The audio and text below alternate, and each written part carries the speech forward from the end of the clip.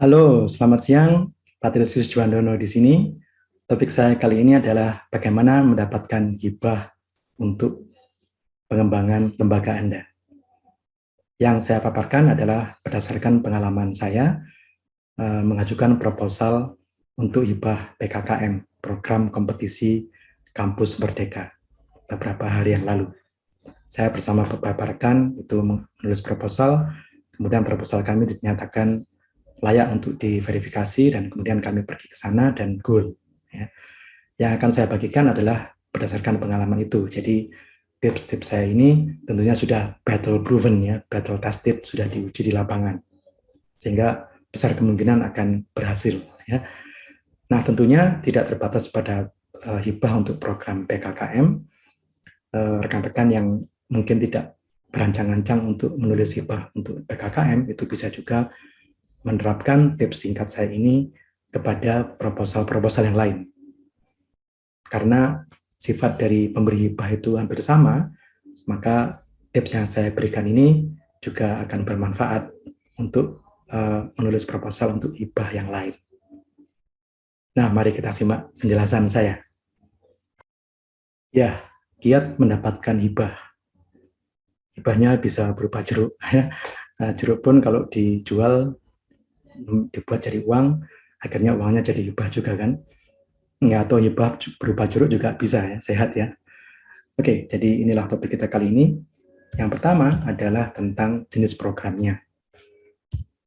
Nah, gambar itu adalah gambar universitas saya, Universitas Majung di Malang. Kenapa saya tunjukkan gambar itu? Karena ini relevan dengan visi misi.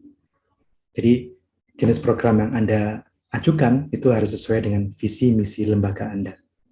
Jadi di Majung kami punya visi menjadikan universitas ini sebagai pusat pendidikan karakter, kewirausahaan, dan kemampuan berbahasa asing. Maka ketika mengajukan proposal untuk hibah, kami usahakan agar program-program yang kami ajukan itu selaras dengan visi misi kami. Ya, jadi jenis programnya harus selaras dengan visi misi lembaga Anda. Dan akan lebih baik lagi kalau program-program itu berkelanjutan, atau bahasa Inggrisnya sustainable.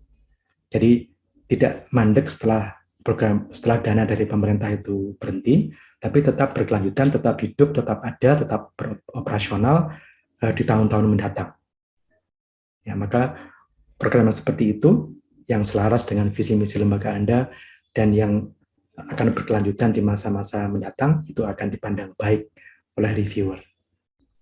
Oke, ini kunci yang pertama. Jadi perhatikan program yang Anda ajukan harus sesuai dengan visi misi Anda sebagai lembaga dan kemudian harus punya potensi untuk berkelanjutan sekalipun dana dari pemerintah sudah tidak ada lagi. Oke. Nah, berikutnya adalah tentang jumlah kegiatan. Ya. Jumlah kegiatan pastikan jumlahnya bisa dilakukan dalam waktu yang tersedia. Ketika menulis hibah PKKM, itu kami mendapati bahwa kami hanya punya waktu 4 bulan untuk melakukannya, mulai dari bulan Agustus sampai bulan November 2022. Nah, dalam jangka waktu yang tidak terlalu panjang itu, maka kami mengemas semua aktivitas sehingga bisa dilakukan dalam jangka waktu 4 bulan. Nah, jangan sampai kemudian ketika Anda mengajukan kegiatan yang terlalu banyak, maka Anda akan seperti gambar itu, pontang-panting, kalang kabut kesana kemari, karena harus menyelesaikan semua program dalam waktu hanya yang relatif singkat. Ketika menghadiri verifikasi PKKM di Tangerang, kami mendapati bahwa ada beberapa perguruan tinggi yang harus merombak total proposalnya, sampai mereka harus lembur sampai subuh, ya, sampai lesehan di depan ruang pertemuannya.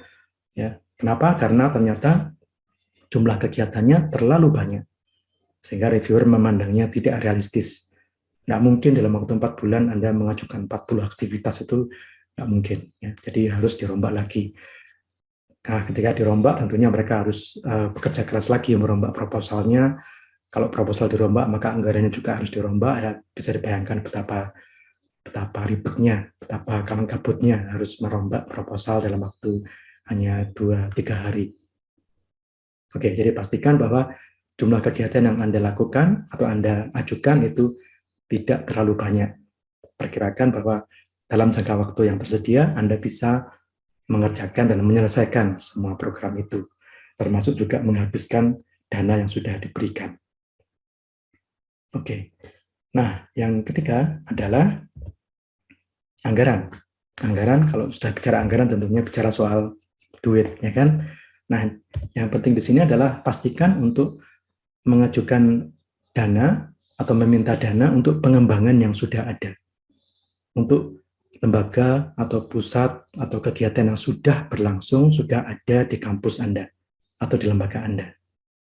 Kemudian mintalah dana atau ajukan dana untuk mengembangkan pusat ini atau mengembangkan kegiatan ini.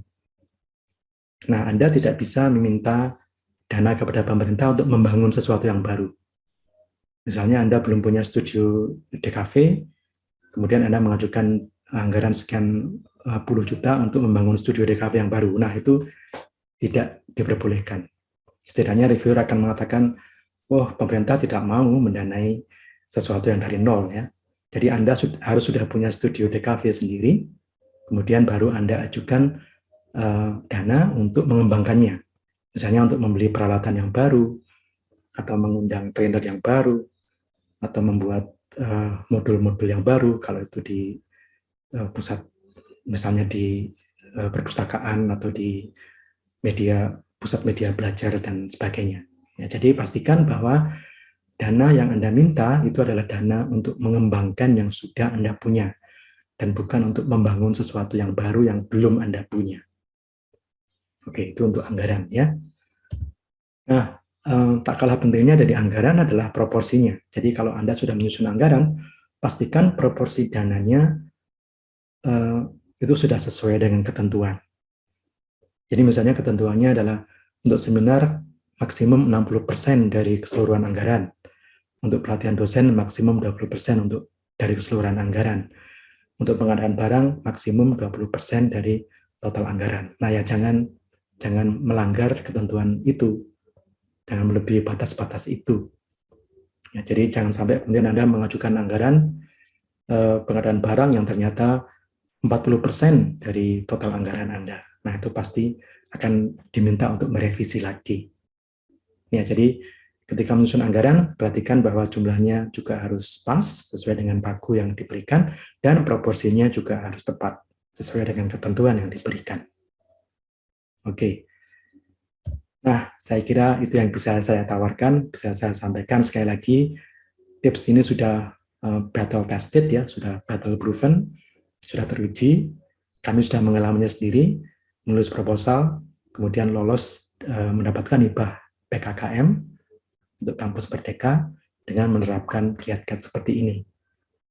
Kiranya tips ini bermanfaat, dan selamat menulis proposal, selamat mendapatkan hibah.